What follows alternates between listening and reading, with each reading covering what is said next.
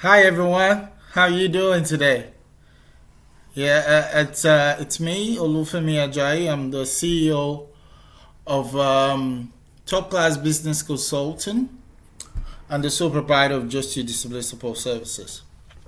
So today I want to talk to you about, and this is based on some questions that I've gotten from time to time, where people ask me, some of this question. I thought, why not? Let me, just do a video and have a chat to people about it. So today I'll be talking about some don'ts in starting a business. So those things you don't do when you're considering starting a business. Now, number one is don't get a loan. Am I saying that you shouldn't get a loan if you have to? Definitely go for it. But that would be based on your knowledge of the market you're going to. You have full knowledge of the demand of the services that you're offering. And your returns is guaranteed. You see, don't get a loan based on assumptions. You go and make a purchase assuming that the market will pick it up and you'll be able to get a return and pay your loan. So don't get a loan based on assumption. And if you can do without a loan, don't get a loan. So start your business where you are. Start your business with whatever resources that you are able to come up with. The reason why loans can be very terrible with startups is it increases your stress and the anxiety you go through. So being an entrepreneur alone by itself can be very stressful. And it can put you, on your toes.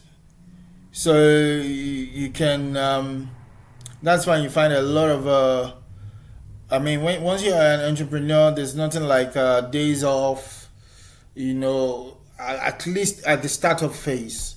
So you got to put a lot of time, effort, money into it, but do your very best to reduce that burden, especially financially.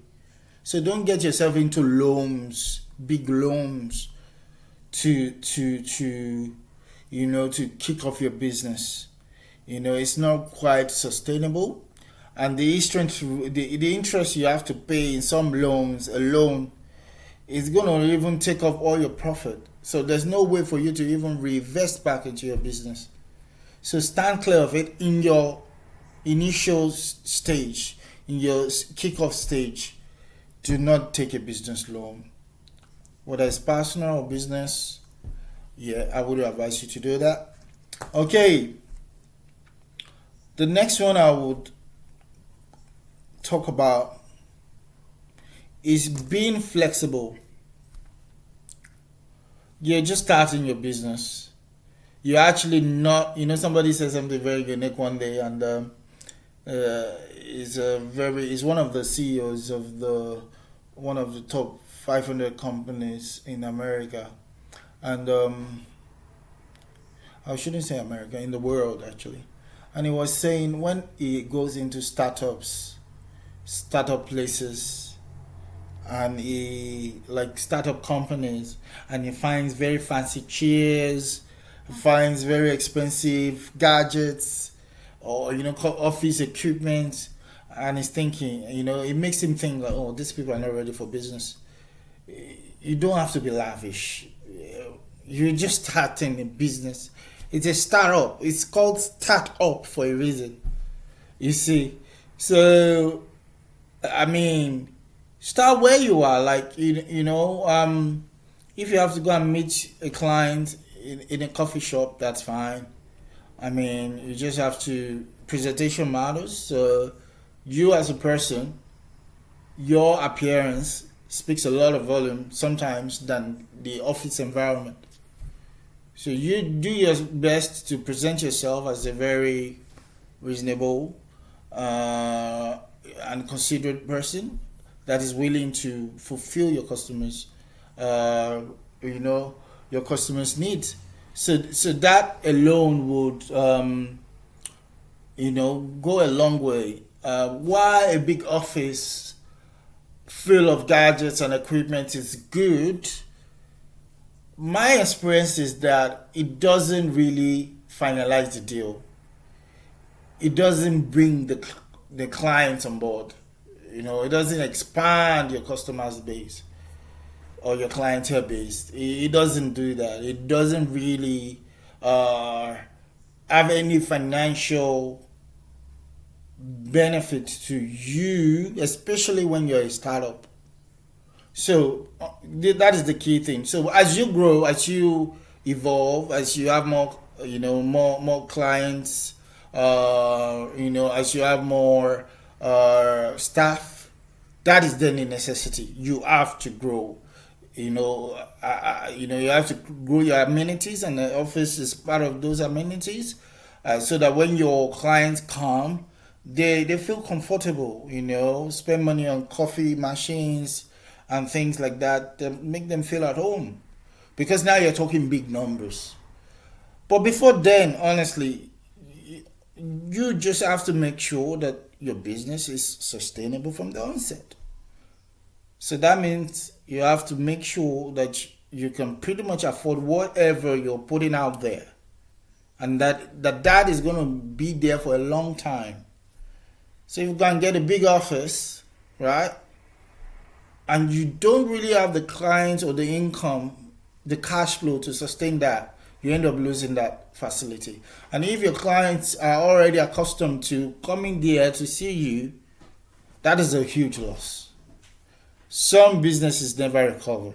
So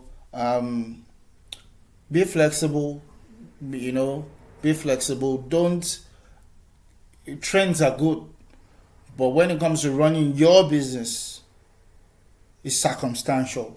You got to put into consideration your circumstance, your environment as well.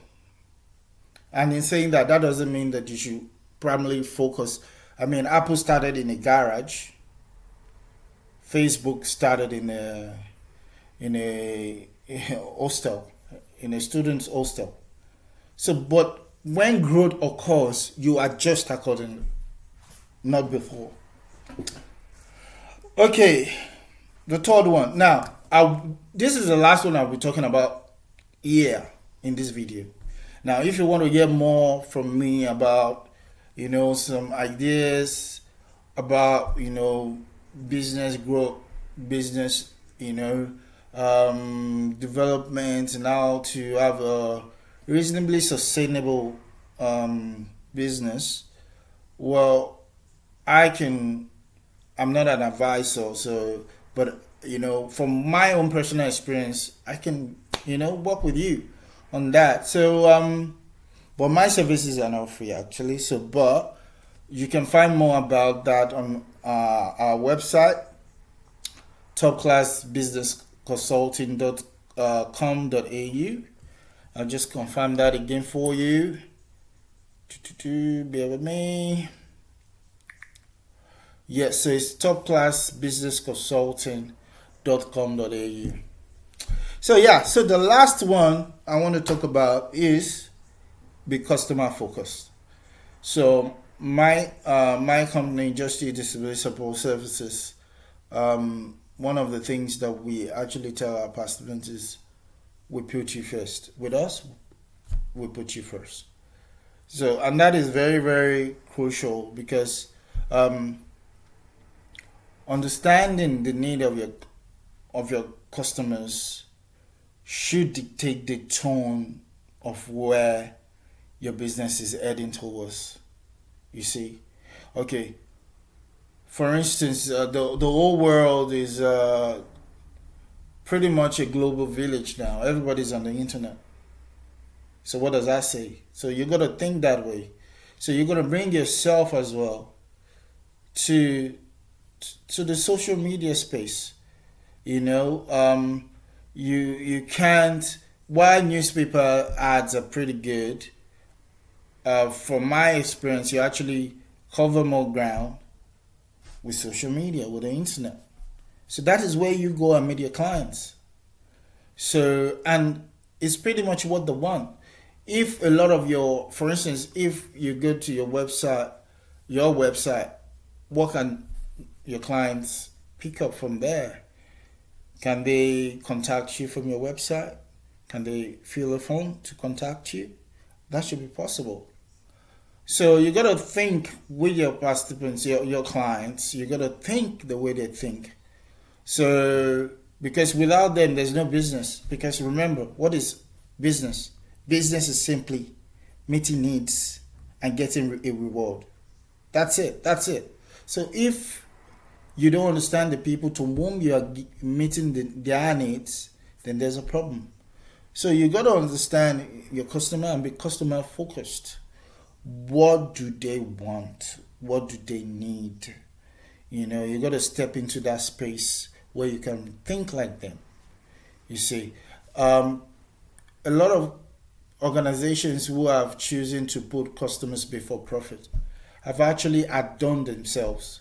So these are companies, from top of my head, companies like Toyota.